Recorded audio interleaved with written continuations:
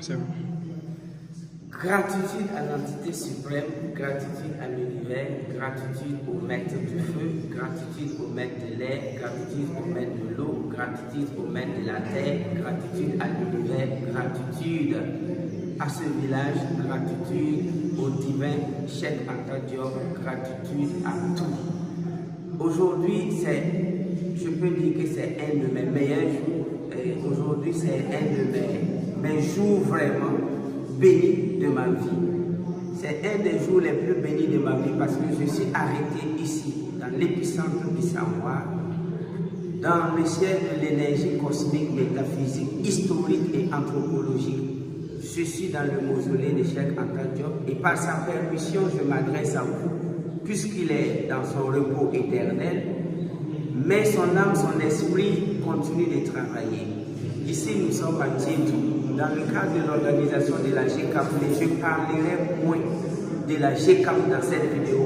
Je veux vous parler vraiment de la connaissance africaine. Ici, dans ce mausolée, je suis content de savoir que ça fait quand même des années que je fais des recherches sur l'histoire de Cheikh Anta Diop. Si vous ne connaissez pas Cheikh Anta Diop en tant que jeune africain, je veux vraiment que vous travailliez pour le connaître. Vous devez travailler et travailler pour le connaître parce que, numéro 1, c'est des milliers d'années, bon, pour dire 1000 ans après le prophète Mohammed que l'islam a pris le monde, c'est peut-être 1000 ans après Jésus-Christ que le christianisme a pris le monde. Et je dis ici, pieds nus, dans là où se repose ce divin, avec tout le respect, que c'est 1000 ans ou 500 ans après le décès, ou du moins le repos de ce grand homme, que l'humanité va commencer à s'intéresser à grande échelle, parce qu'il est démontré déjà qu'aux États-Unis, dans presque toutes les grandes universités en Amérique, il y a des facultés qui s'intéressent à Cheikh Anta Diop. Les œuvres de Cheikh Anta Diop sont étudiées dans presque toutes les universités aux États-Unis.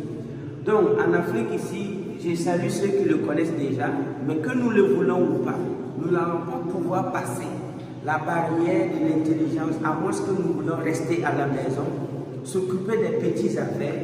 Si nous voulons vraiment avoir notre tête hors de l'eau, c'est impératif que nous étudions l'héritage que ce grand homme nous a légué.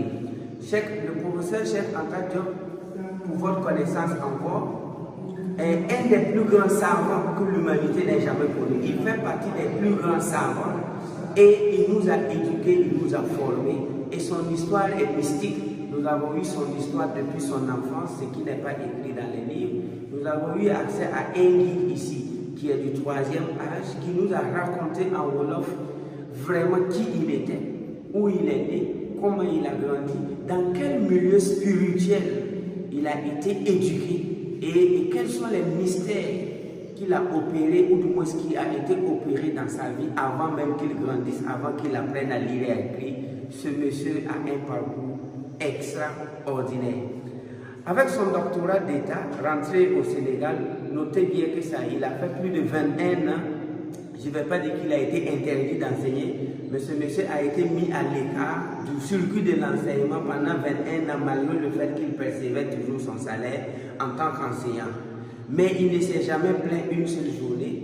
Il s'est focalisé sur les recherches. Il a publié plusieurs œuvres. Et c'est en 1974 qu'il va tout nous donner lors du colloque de Caire préparé par l'UNESCO. Il a fait face à plus de 20 égyptologues scientifiques de dernier cri et qui avaient, je dirais, de façon consciente, sapé l'histoire de l'Afrique. Et c'est au colloque de Caire en 1974 que le professeur Cheikh Anta Diop va démontrer par A plus B de façon scientifique et va redonner à l'humanité, je ne vais pas dire à l'Afrique, va redonner à l'humanité sa mémoire perdue, sa mémoire volée, sa mémoire cachée. Et c'est en 1974, lors du colloque de Caire, qu'avec les grands professeurs, les grands égyptologues du monde, le professeur va nous permettre de renaître. Quand nous étions dans les ténèbres, quand nous étions dans l'obscurité, il nous apporta la lumière qui permettra à tout être humain, précisément à tous les Africains noirs, de savoir qu'ils ne viennent pas d'hier, qu'ils viennent depuis le début de Osiris, depuis le début de Toutankhamon, que c'est nous qui avons donné au monde entier la science, la génétique, tout ce que vous pouvez imaginer, l'astrologie, la médecine a été enseignée à tout. On peut citer la présence des Pythagore, la présence des Thalès qui sont venus à genoux demander le savoir en Afrique et repartir fonder ce que vous avez appelé la Grèce, la science moderne que vous avez imaginée. Mais lorsque vous êtes un Africain et que vous apprenez aujourd'hui que vos ancêtres étaient les tout premiers scientifiques, les tout premiers astronautes, les tout premiers astrologues, les tout premiers généticiens, les tout premiers médecins du monde, je pense que ça vaut mieux que si tu étais né trouver 1 milliard dans le compte pour toi. Le jour que j'ai appris cette vérité, je suis rené de mon obscurité. C'est pourquoi ce grand maître, ce grand savant, nous l'invitons naturellement à la grande GECAP. Mais je vous ai dit que je ne veux pas parler de la GECAP. J'ai du mal à parler de la GECAP parce que si je vous parle de la GECAP, ça va devenir comme une pulsée. Ici, l'énergie va au-delà de la GECAP. La GECAP, c'est juste un événement de 2 jours.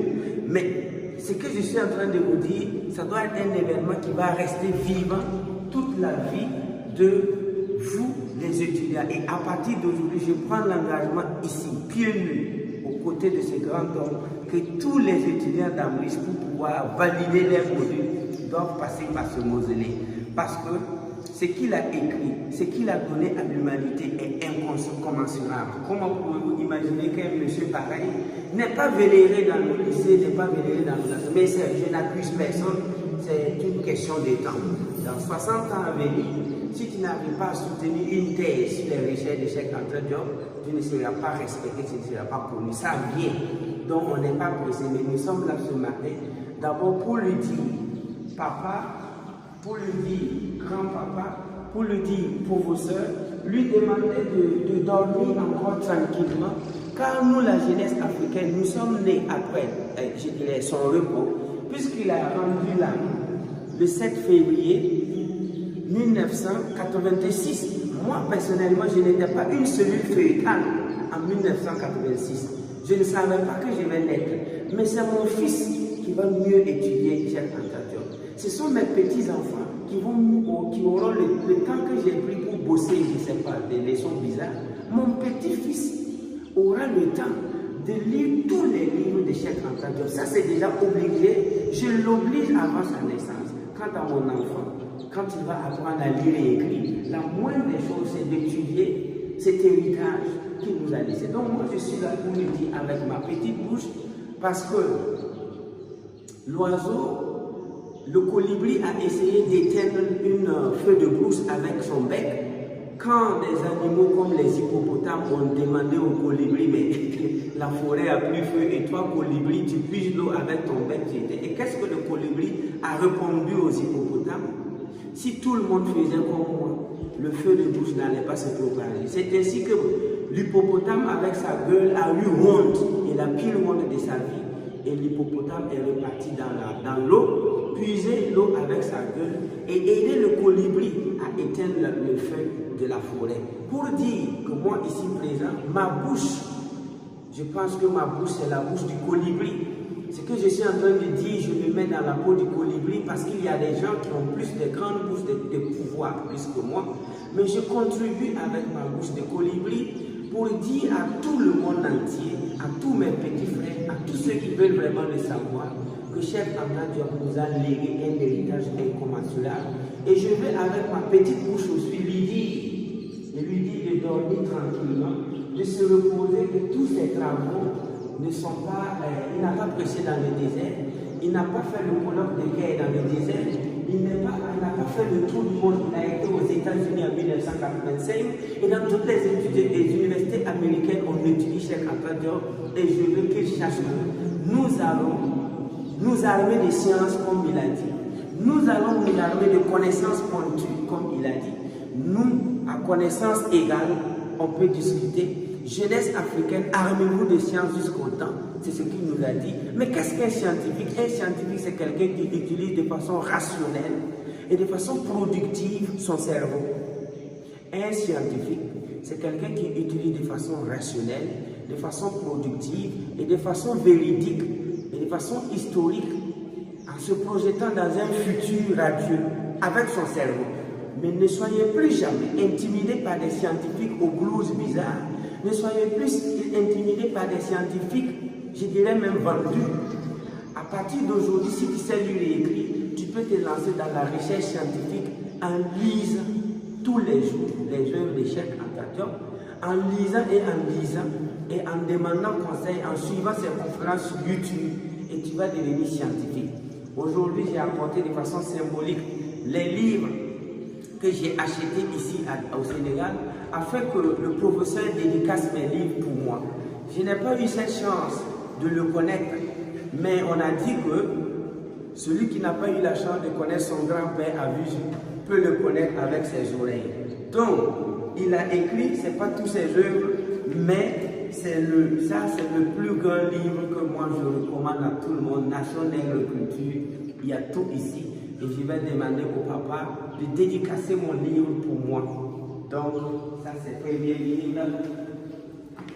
Et ensuite, il a écrit les fondements économiques culturels d'un État fédéral Afrique.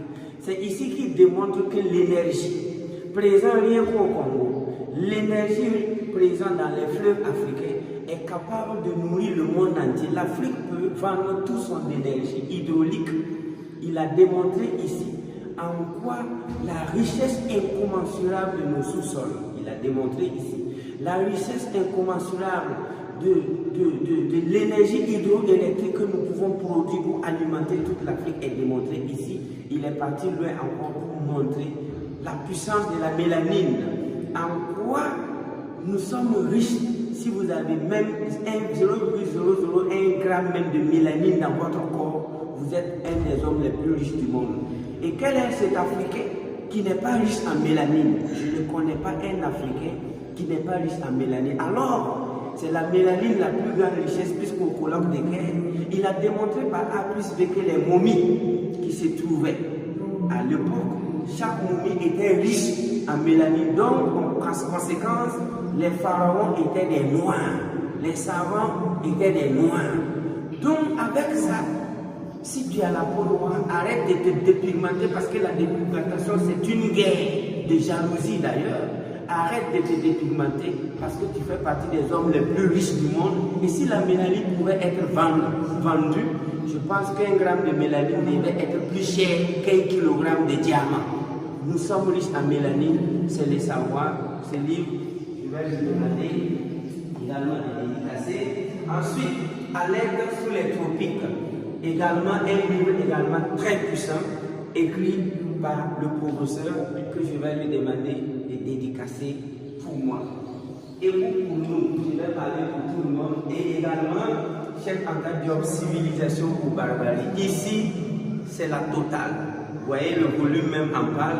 Ici, vous avez les maths même. Ici, vous avez tout. Civilisation ou barbarie, ça c'est une question d'abord. On est venu nous civiliser ou bien on est venu faire barbarie avec nous. Et si vous lisez ce livre, vous allez savoir qui a fait quoi, qui a donné quoi à qui.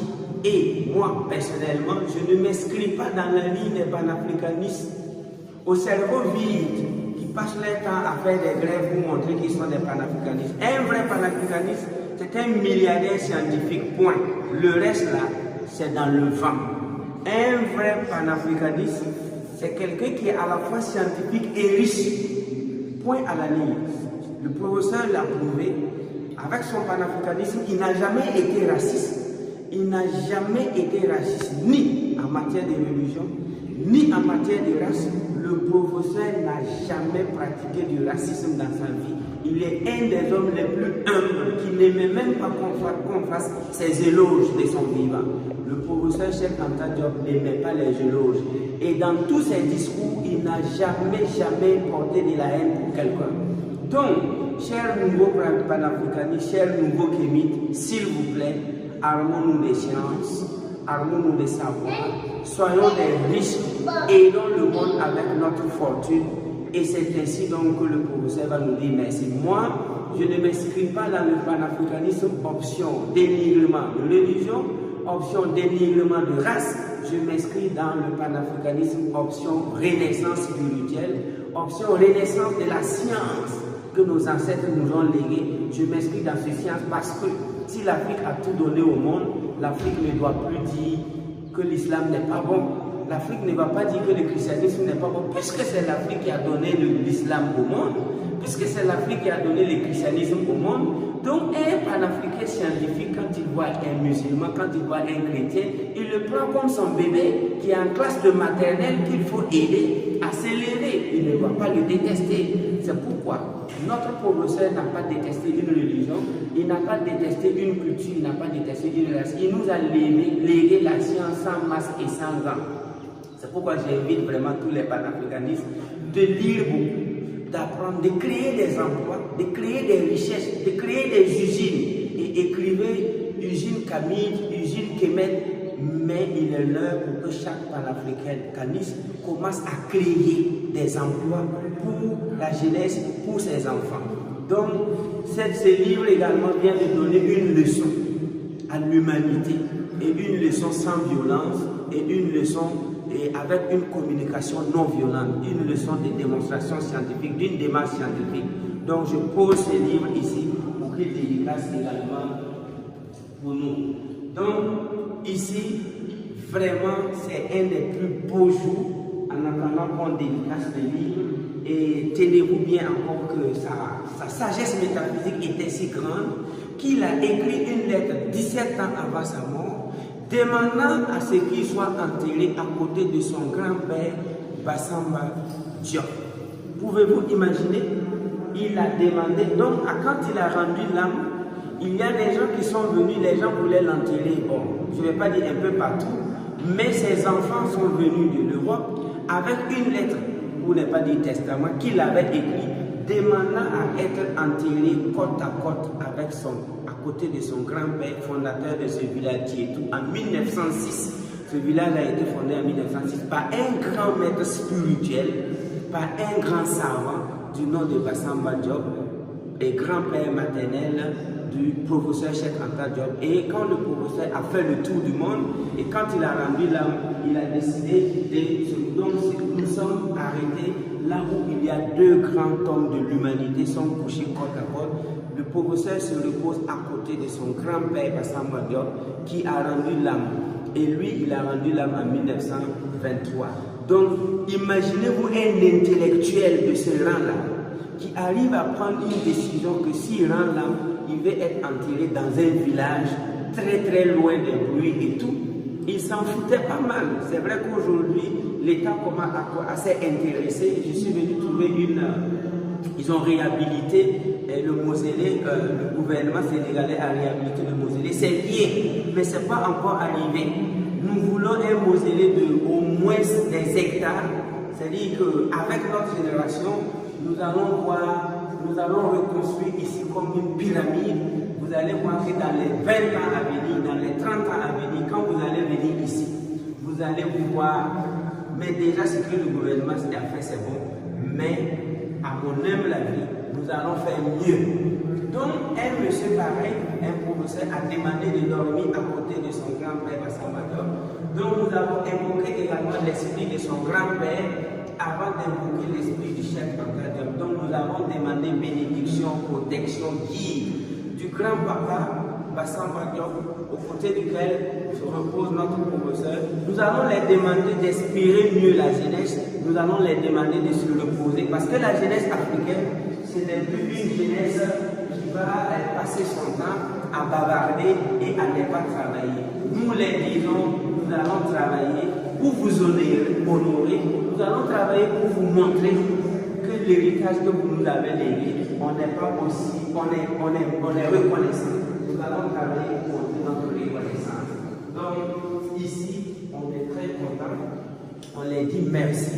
On est venu ici pour les remercier, pour les remercier, pour les remercier. Et nous remercions le grand guide, le papa, qui nous a donné vraiment l'histoire réelle ici. Nous les disons merci. Nous les disons merci. Donc, professeur, nous allons vous dire merci. Je voulais parler de la GCAP, parler du prix de la GCAP, la date de la GCAP, mais je ne peux pas. L'énergie ici est tellement forte que je ne pourrais pas vous donner la date de la GCAP ici. Je ne vais pas vous dire les prix de la GCAP ici.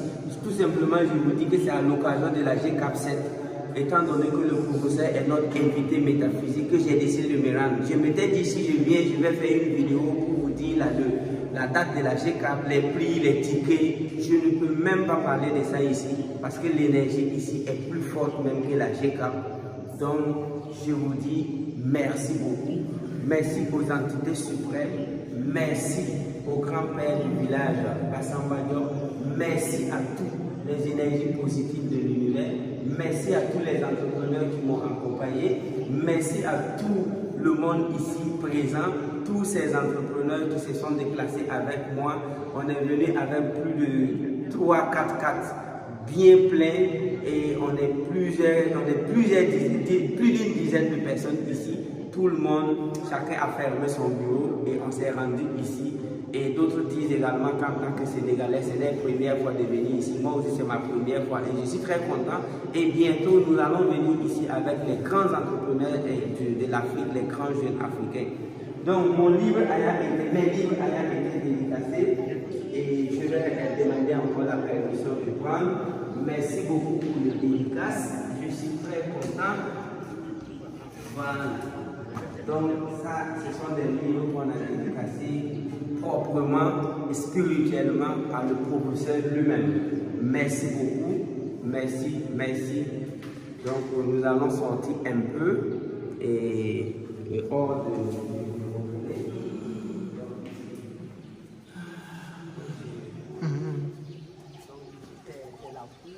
Bientôt, vous allez voir que nous allons l'agrandir avec le temps et il se peut que ce soit des niveaux et le musée encore sera encore plus grand que ça. Je le dis vraiment avec tout mon cœur. Et les entrepreneurs que nous allons fabriquer, chacun va donner $1 million comme contribution. D'ici 10 ans, si on a 1000 milliardaires et si chacun donne $1 million, si nous on revient à Tietou ici, vous allez voir ce qu'on va faire pour lui. Et il n'est pas le seul. Nous avons Thomas Sankara qui est en train de se bonifier tous les jours dans sa tombe. Nous avons des grands Africains, des grands ancêtres. Et tous les jours, il est temps pour prendre de la valeur. Donc, merci, merci, merci, merci, merci. Gratitude, gratitude, gratitude. Merci, merci. Thank you.